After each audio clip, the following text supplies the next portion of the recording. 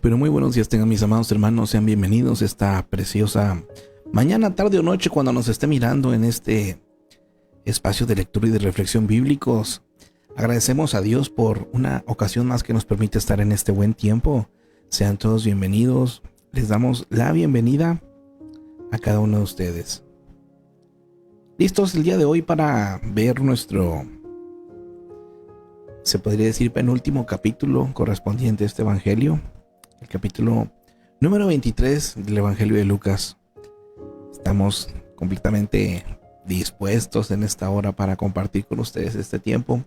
Vamos a lo que vienen siendo, ¿le parece? Esas preguntas que se van a resolver ahorita al mirar el capítulo, que vienen siendo las siguientes. Número 1, ¿de qué cosas acusaron a Jesús ante Pilato?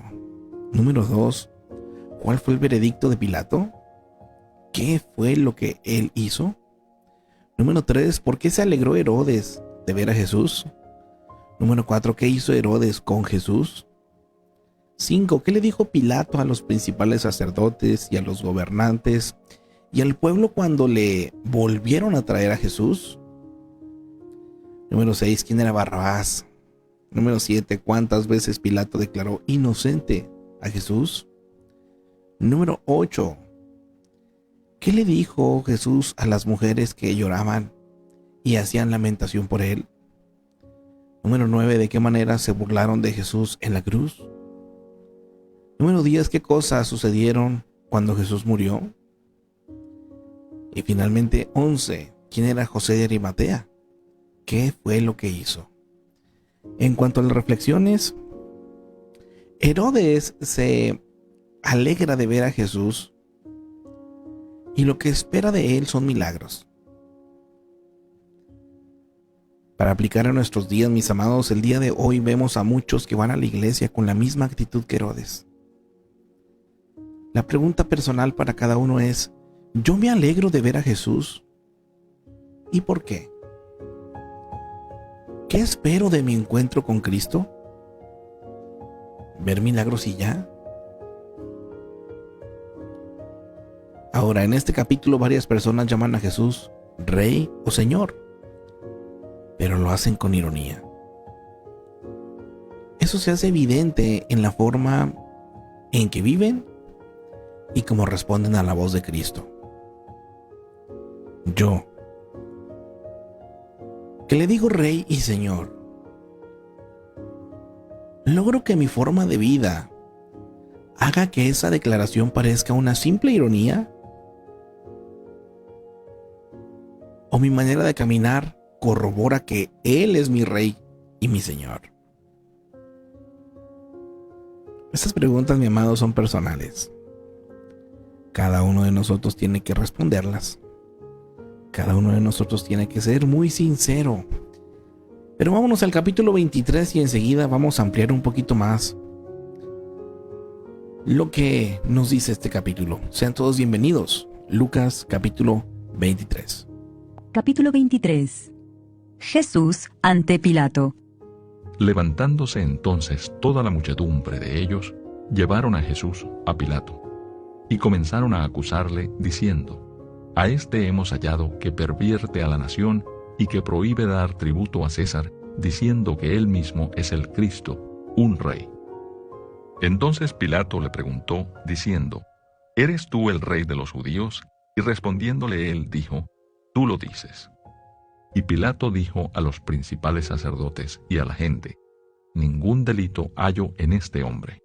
Pero ellos porfiaban diciendo: Alborota al pueblo, enseñando por toda Judea, comenzando desde Galilea hasta aquí. Jesús ante Herodes. Entonces Pilato, oyendo decir Galilea, preguntó si el hombre era Galileo.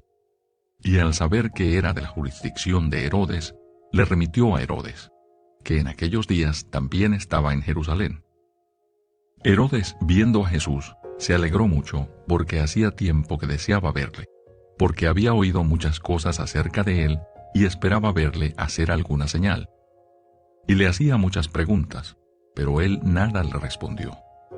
Y estaban los principales sacerdotes y los escribas acusándole con gran vehemencia.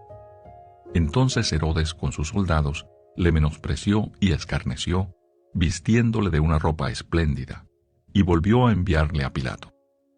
Y se hicieron amigos Pilato y Herodes aquel día, porque antes estaban enemistados entre sí. Jesús sentenciado a muerte.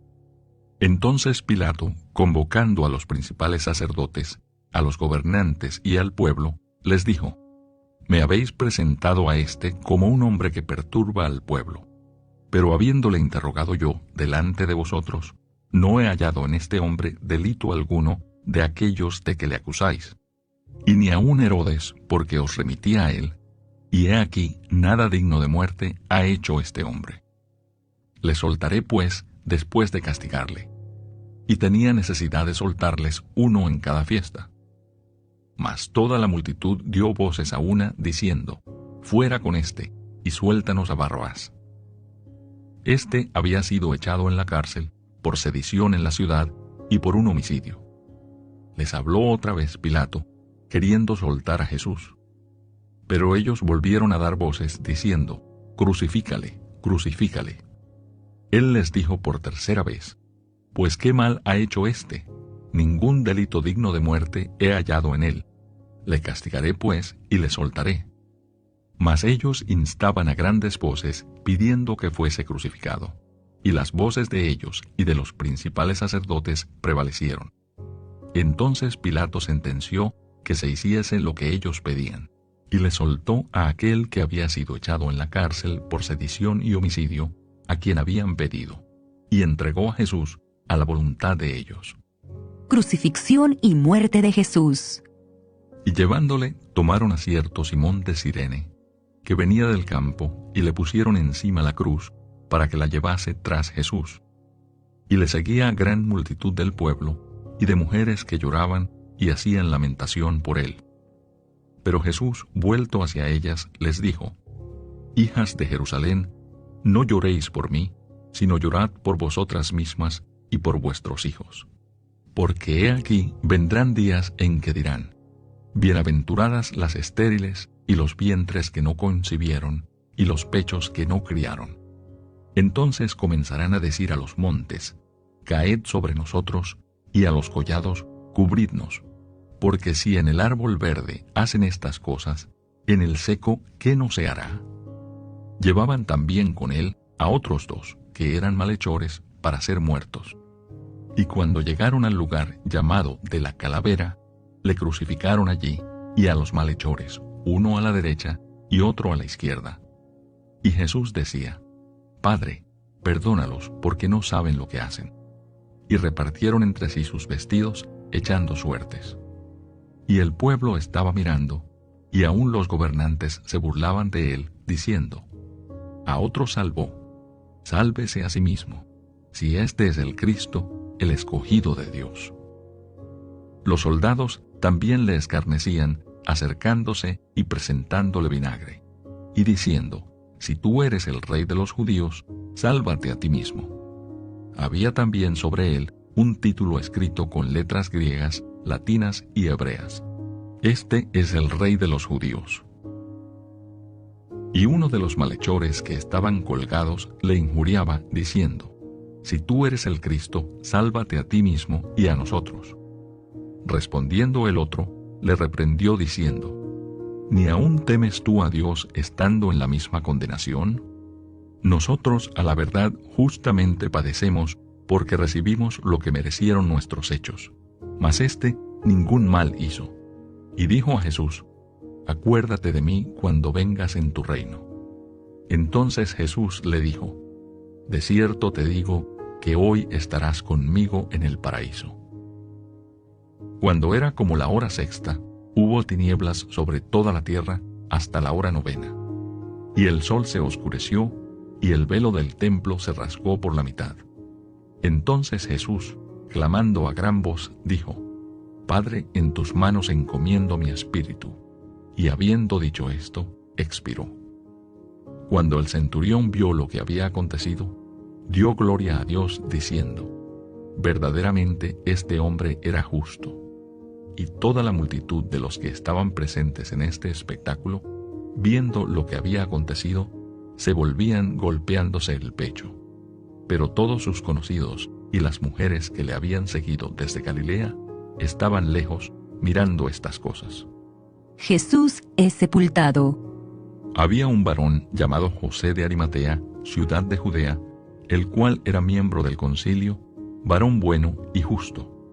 Este que también esperaba el reino de Dios, y no había consentido en el acuerdo ni en los hechos de ellos, fue a Pilato y pidió el cuerpo de Jesús.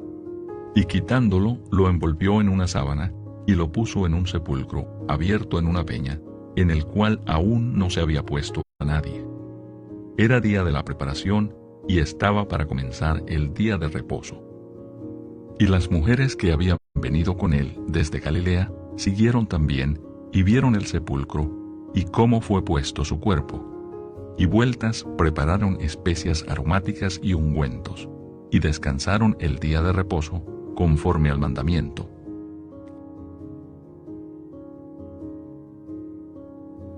Bien, mis amados, vámonos entonces ahora a lo que viene siendo el comentario de este capítulo 23.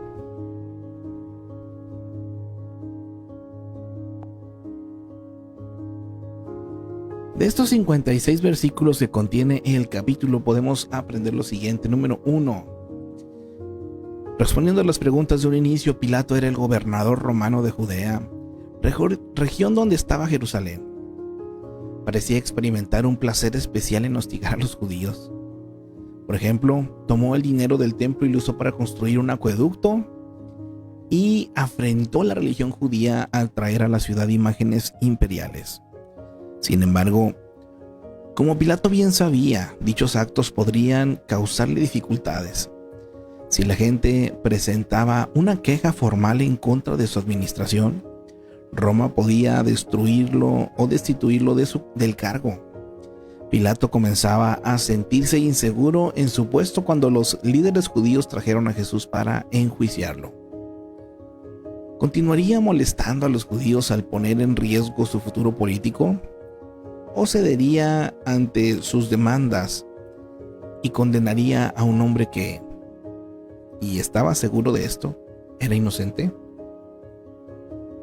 Esta fue la pregunta que enfrentó Pilato.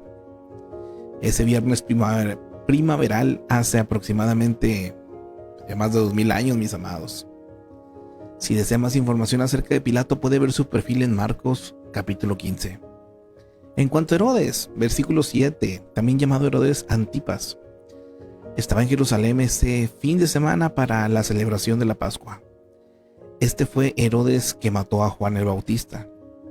Pilato pensó delegar su responsabilidad enviando a Jesús a Herodes, porque sabía que Jesús vivió y trabajó en Galilea. Sin embargo, Herodes no fue de mucha ayuda. Fue escrupuloso con Jesús y disfrutó burlándose de él. A pesar de ello, cuando lo envió de nuevo a Pilato, fue con el veredicto de inocente. Si desea más información sobre Herodes Antipas, puede ver su perfil también en Marcos capítulo 6. Herodes era el gobernante o el gobernador medio judío de Galilea y Perea. Pilato era el gobernador romano de Judea y Samaria. Estas 4 provincias, con otras más, estaban unidas bajo el gobierno del rey Herodes el Grande. Pero cuando murió, en el 4 a.C., el reino se dividió entre sus 4 hijos. A ninguno se le llamó rey, sino tetrarca, que significaba gobernador de un cuarto de la región. Aquelao, el hijo que recibió Judea y Samaria, transcurridos 10 años lo destruyeron sus provincias, y sus provincias las gobernaron una sucesión de gobernadores romanos, de los cuales Pilato fue el quinto. Herodes Antipas tenía 2 ventajas sobre Pilato. Venía de una monarquía heredada, en parte judía, y permaneció durante más tiempo en su cargo. En el caso de Pilato, también tenía 2 ventajas sobre Herodes. Era ciudadano romano y enviado del emperador, y su posición la crearon para reemplazar al ineficiente medio hermano de Herodes. No es una sorpresa, por lo tanto, que la relación de estos dos hombres fuera tensa. Sin embargo, el juicio de Jesús los unió, debido a que Pilato reconocía la autoridad de Herodes sobre Galilea. Este detuvo el sentimiento amenazante de los políticos romanos, y como ningún hombre sabía lo que debía hacer en este trance, su problema común los unió. Juicio de Jesús. Desde el Getsemaní llevaron a Jesús ante el concilio judío, el que se convocó al amanecer en la casa de Caifás. De allí fueron a la casa de Pilato, el gobernador romano, luego a la casa de Herodes, tetrarca de Galilea, que se encontraba de visita en Jerusalén, y de allí volvieron a Pilato, que, desesperado, lo sentenció finalmente a muerte. Versículo 13 al 25, Pilato quiso liberar a Jesús, pero una multitud a grandes voces demandó su muerte, de modo que Pilato lo sentenció.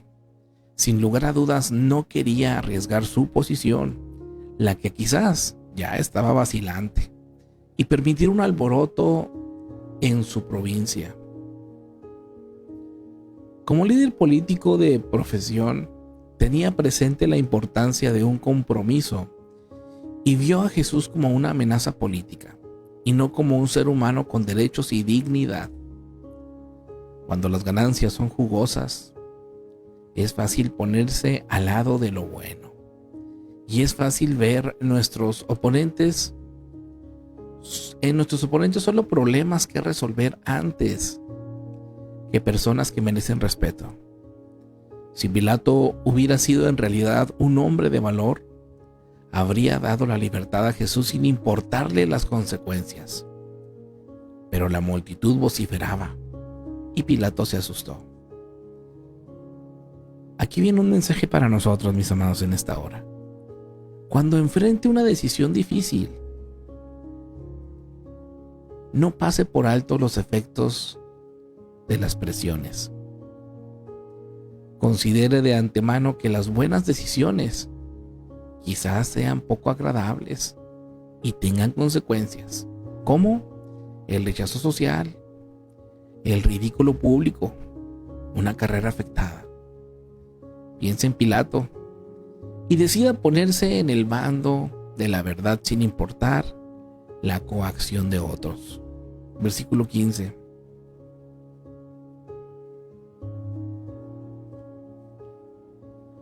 A Jesús lo probaron 6 veces, tanto por judíos como por autoridades romanas, y nunca lo hallaron culpable de un delito digno de muerte.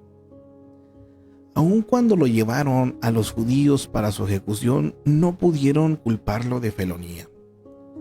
Hasta hoy nadie puede hallar falta alguna en Jesús. Pero, como en el caso de Pilato, Herodes y los líderes religiosos, muchos siguen negándose a recibirlo como Señor.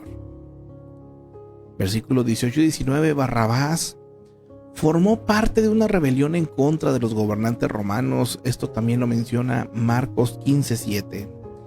Como insurgente político, era sin duda un héroe ante algunos de los judíos.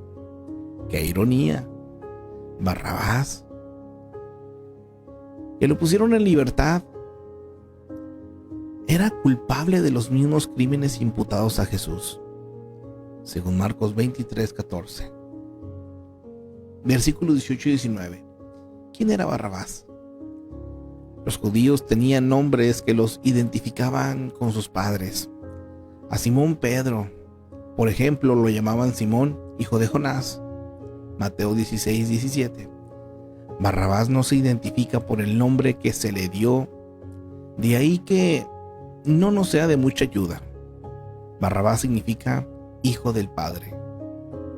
Pudo haber sido un hijo de nadie, y ese precisamente es el asunto.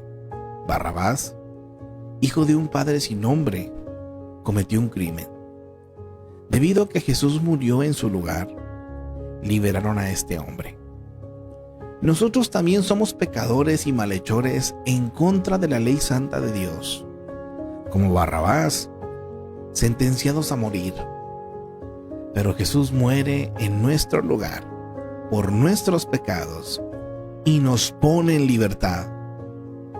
No necesitamos ser muy importantes para aceptar nuestra libertad en Cristo. Más aún, gracias a Jesús, Dios nos adopta como hijos y nos da el derecho de llamarlo Abba, o sea, papá. Eso también lo comprobamos en Gálatas capítulo 4, versículos del 4 al 6. En el versículo 22, cuando Pilato dijo, le castigaré, se refería a un castigo que podría llevar a Jesús a la muerte. El procedimiento usual consistía en desnudar el torso de la víctima y luego atarle las manos a un poste antes de flagelarlo con látigo triple con pedazos de metal. El número de latigazos lo determinaba la severidad del crimen. La ley judía permitía un máximo de 40. Después del flagelado, Jesús soportó otras agonías más, como se indica en Mateo y en Marcos. Lo abofetearon, golpearon a puñetazos y escarnecieron. Le pusieron una corona de espinas en su cabeza. Lo golpearon con una caña y lo desnudaron antes de colgarlo en la cruz. Y todo esto por usted y por mí, mi amado. Versículos 23 al 24. Pilato no quiso sentenciar a Jesús a la pena de muerte. Pensó que los líderes religiosos solamente lo envidiaban y querían librarse de un rival. Cuando amenazaron a Pilato con denunciarlo ante el César, según Juan 19:12, se asustó. Información histórica señala que las autoridades romanas amonestaron a Pilato debido a la hostilidad en su región. Lo menos que necesitaba era una revuelta en Jerusalén durante la Pascua, cuando la ciudad estaba llena de judíos procedentes de todo el imperio, de manera que entregó a Jesús a la chusma para que hicieran con él lo que quisieran. Versículos 27 al 29. Solo Lucas menciona el llanto de las mujeres judías mientras llevaban a Jesús por las calles para su ejecución. Les dijo que no lloraran por él, sino por ellas mismas. Sabía que solo 40 años después de los romanos destruirían Jerusalén y el templo. En el versículo 31, este proverbio es difícil de interpretar. Algunos lo interpretan así: si Jesús era inocente, o sea, el árbol verde, sufrió en manos de los romanos, ¿qué sucederá con los judíos culpables, o sea, el árbol seco? Versículo 32 al 33, la calavera, también llamada Gólgota, era quizás una colina que se hallaba en las afueras de Jerusalén, junto a un camino principal. Los romanos llevaban a cabo ejecuciones públicas para escarmiento de la gente. Versículo 32 y 33. Cuando los hijos de Zebedeo le preguntaron si podían tener un lugar de honor junto a Jesús en su reino, él respondió que no sabían lo que pedían, según Marcos 10:35 al 39. Ahora Jesús se prepara para inaugurar su reino mediante la muerte. Los lugares a su derecha e izquierda los ocuparon hombres que morirían, malhechores. Como Jesús explicó a sus discípulos hambrientos de poder, una persona que quiere estar cerca de él debe estar preparado para sufrir y morir. El camino al reino es el camino de la cruz. Versículo 34. Jesús pidió a Dios que perdonara a la gente que le daba muerte. Líderes judíos, políticos romanos, soldados y espectadores. Y Dios contestó esa oración al abrir el camino de salvación aún para los asesinos de Jesús. El oficial romano y los soldados testigos de la crucifixión dijeron: verdaderamente, este era el Hijo de Dios. Mateo 27:54. Pronto muchos sacerdotes se convirtieron a la fe cristiana según Hechos 6:7. Ya que somos pecadores, todos tuvimos parte en la muerte de Cristo. La buena nueva es que Dios es bondadoso, que nos perdonará y nos dará una nueva vida a través de su Hijo. ¿Ya la tiene usted, mi amado hermano, esta nueva vida? Versículo 34. Los soldados romanos acostumbraban a repartirse las ropas de los malhechores ejecutados. Cuando echaron suerte por las de Jesús, cumplieron la profecía del Salmo 22:18. Versículo 38. Este letrero pretendía ser irónico. Era obvio que un rey, desnudado y ejecutado en público, había perdido su reino para siempre.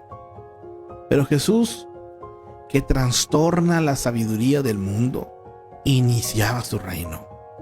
Su muerte y su resurrección significarían un golpe mortal al gobierno de Satanás y quedaría establecida su autoridad eterna sobre la tierra. Pocas personas al leer el letrero esa tarde sombría comprendieron su verdadero significado, pero el letrero estaba en lo cierto. No todo estaba perdido.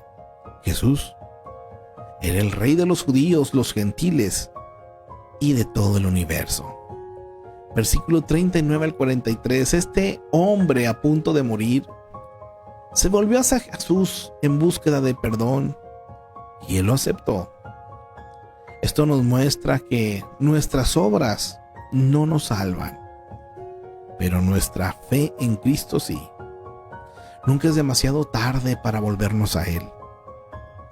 Aún en su miseria, Jesús tuvo misericordia de este malhechor que decidió creer en Él. Nuestras vidas son mucho más útiles y plenas si nos volvemos a Dios a temprana edad. Pero incluso a los que se arrepienten casi al final, estarán con Dios en su paraíso. Amado, pero hay que hacerlo. Versículo 42 al 43. El malhechor moribundo tuvo más fe que los demás seguidores de Jesús juntos. Aunque los discípulos seguían amando a Jesús, sus esperanzas por el reino comenzaron a desvanecerse. Muchos se apartaron. Como uno de sus seguidores dijo con tristeza 2 días más tarde, pero nosotros esperábamos que Él era el que había de redimir a Israel. Versículo 21 del capítulo 24. El ladrón, por el contrario, miró al hombre que agonizaba junto a él y dijo: acuérdate de mí cuando vengas en tu reino. Al parecer, el reino había llegado a su fin. Qué inspiradora es la fe de este hombre que vio la gloria venidera más allá de la ignominia presente. Jesús llevado a muerte. Como no pudo cargar su cruz a través de las calles de Jerusalén, se asignó a Simón de Cirene la tarea de ayudarle. A Jesús lo crucificaron junto a 2 malhechores comunes en el monte en las afueras de Jerusalén. Versículo 44. Al mediodía la oscuridad cubrió toda la tierra cerca de 3 horas. Parecía que la naturaleza se condolía por la trágica muerte del Hijo de Dios. En el 45 nos habla de que este hecho tan importante simboliza la obra de Cristo en la cruz. El templo tenía 3 partes: los atrios para toda la gente, el lugar santo donde solo los sacerdotes podían entrar y el lugar santísimo donde el sumo sacerdote entraba solo una vez al año para ofrecer sacrificio por los pecados del pueblo. En el lugar santísimo se hallaba el arca del pacto y la presencia de Dios en él. El velo que se rasgó era lo que impedía que el lugar santísimo estuviera en la vista. Al morir Cristo, desapareció la barrera entre Dios y el hombre. Ahora cada persona puede llegar a Dios directamente mediante Cristo. Hebreos 9, del 1 al 14 y Hebreos 10, del 19 al 22. En los versículos 50 al 52, José de Arimatea fue un miembro honorable y rico del concilio judío. También era un discípulo secreto de Jesús, según Juan 19:38. Los discípulos que siguieron públicamente a Jesús huyeron, pero José de manera audaz tomó una decisión que pudo haberle costado caro. Estimaba mucho a Jesús, por eso pidió su cuerpo para darle sepultura. En el versículo 53 nos habla que esta tumba era como una cueva hecha por mano de hombres, cavada en la ladera de una de las muchas colinas de piedra caliza que se hallaban alrededor de Jerusalén. Era lo bastante espaciosa para que caminaran en su interior. Después del sepelio, se puso una piedra de gran tamaño para tapar la entrada, según Juan 21. Versículo 55, las mujeres Galilea siguieron a José a la tumba, de manera que sabían con exactitud dónde encontrar el cuerpo de Jesús cuando volvieran con sus especias y ungüentos una vez pasado el día de reposo. Estas mujeres no pudieron hacer grandes obras por Jesús. No se les permitía presentarse ante el concilio judío ni ante el gobernador romano y testificar en su favor, pero hicieron lo que pudieron. Permanecieron junto a la cruz cuando la mayoría de los discípulos huyeron y estuvieron listas para ungir su cuerpo de su Señor. Debido a su devoción, fueron las primeras en enterarse de la resurrección. Amados, este mensaje es para nosotros.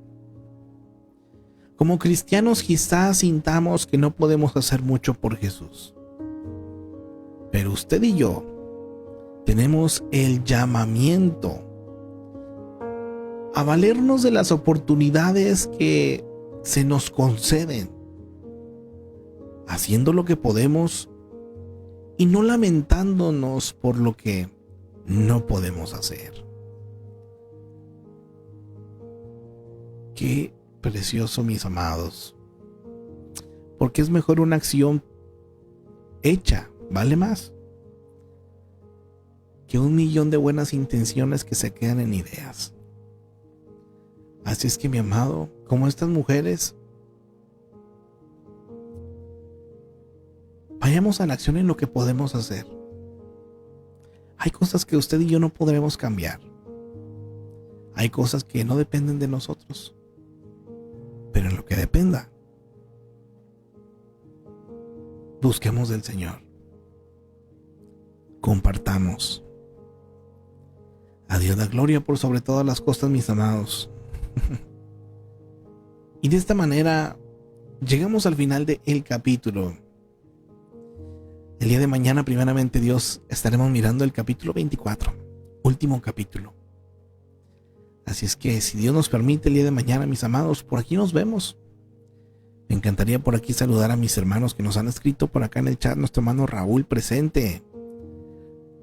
Buenos días, Dios los bendiga, nos escribe, amén, mi hermano, Dios me lo bendiga. Dice nuestra hermanita Gladys, bendecido día, mis hermanos, amén, amén. Nuestra hermanita Alejandra presente también, bendiciones para todos mis hermanos, amén, amén. Bendiciones para nuestra hermanita Yuri, bendecido día, nos escribe también, Dios me la bendiga grandemente. Por acá también nuestra hermanita Lili Orozco presente, Dios me la bendiga, mi hermanita. A cada uno de ustedes les bendecimos en el amor del Señor. Acá en TikTok también a las personas que en algún momento han estado presentes les bendigo. Primeramente Dios, el día de mañana, si Dios permite, por aquí nos vemos. Ánimo, mis amados, excelente día para todos, excelentes tiempos, bendiciones.